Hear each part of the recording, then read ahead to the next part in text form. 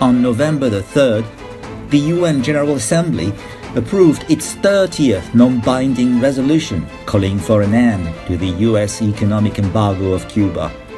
While 185 countries voted in favor, the US still voted against for the 29th time, having abstained in 2016.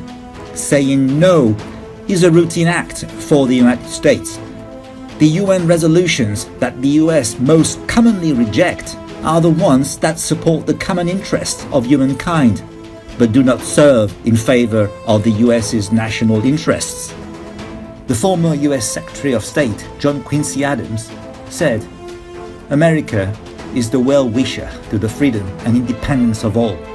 She is the champion and vindicator only of her own." The US has always remained unilateralist, especially when it comes to human rights and the use of force.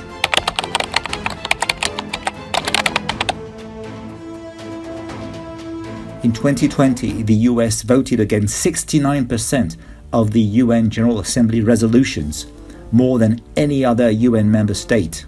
The United States also voted against the most resolutions in 2018, 70%, and 2019, 72%. The average UN member state voted against 7% of resolutions. It's worth noting that during the 76th session of the UN General Assembly, the US has opposed every resolution of the UNGA's Special Political and Decolonization Committee, the Fourth Committee. Decolonization has consistently won over near unanimous support, but never from the US. The United States does not recognize decolonization and often doesn't recognize any kind of legitimate human right, whether it's self-determination or the large list in the UN Charter. It doesn't recognize these rights because the United States, if it did, would have to be held to account for its own violations. The peremptory prohibition of torture is enshrined in treaties such as the United Nations Convention Against Torture, but as US officials confessed during the Iraq War, US troops had murdered at least 100 Iraqi prisoners of war in custody during interrogations.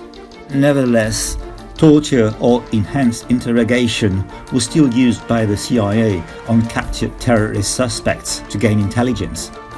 According to Abu Zubaydah, prisoner at the Guantanamo Bay, techniques include waterboarding, stress positions, short shackling, large confinement box, and small confinement box. Regarding the suspension of the program by the Obama administration, former Vice President Dick Cheney said, "If it were my call, I would not discontinue those programs." Given that, and based upon its notion of American exceptionalism, the US abides by international treaties only when they are aligned with its own national interest. This is evident in human rights protection. The US has still not ratified the Convention on the Elimination of All Forms of Discrimination Against Women and Convention on the Rights of the Child. In the United States, you still have child labor going on, especially among migrants. Women in the United States are paid less than men for the same job.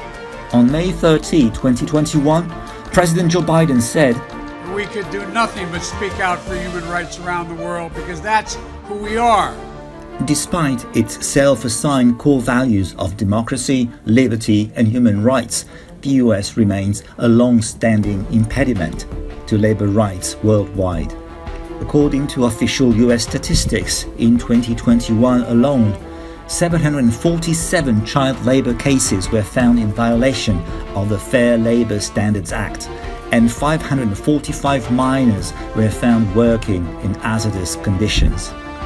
Half of all child labor deaths were in the agriculture industry, which saw 237 fatal accidents involving children between the year 2003 and 2016.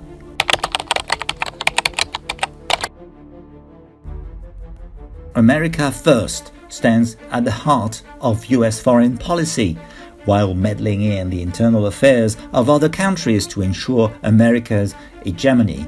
The America First policy is against multilateralism, is against actually international cooperation. It is based on nationalistic policies and approaches. These interventions are sometimes overtly military and covertly manipulative. Between the end of World War II and 2001, the US initiated 201 armed conflicts in 153 locations, accounting for more than 80% of all wars during that time frame. In the name of democracy, freedom and human rights, these interventionist wars were acts of foreign meddling, leading to death and destruction, mostly in the Middle East, Latin America and Eastern Europe. The US launched war in Afghanistan, killed around 50,000 civilians and put 11 million into refugee status between 2001 and mid-2020. Years of global bloodshed have killed more than 200,000 Iraqi civilians and dragged Libya into spiraling turmoil. Washington holds a track record of fomenting global political unrest.